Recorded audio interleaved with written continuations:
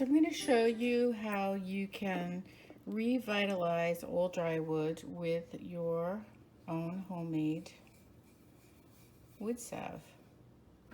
That bringing out the beautiful color of the wood so nicely. I use my wood salve on cutting boards, but you know, everyone has to make that sort of decision for themselves. Certainly on dry wood furniture or decorative pieces. This one I will probably add to my collection of breadboards. But I'll finish this up and show you what it looks like after it's completely covered with the wood salve. And there's the final result after the wood salve has been rubbed into that really dry wood. I picked it up for $1, but I'm showing you the back so you can see the difference. Wood salve, no wood salve. So it was $1, and if I were going to sell it, I would probably price it at about $15.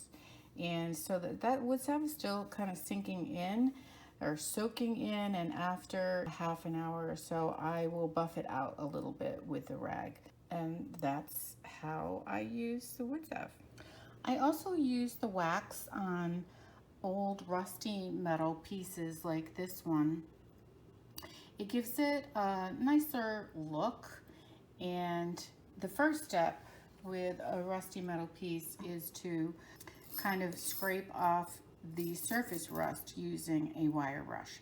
So I've already done that down here on this end. You can see this looks drier than this end, but now I'm going to put the wax on, and not only will it make it look better, but it will stop the rusting because it's a, you know, it's moisture proof. And after I rub it on like that, I will buff it out. I'll show you what it looks like when I'm done. And here it is, buffed out, waxed and buffed out on this side, and then this side is untouched.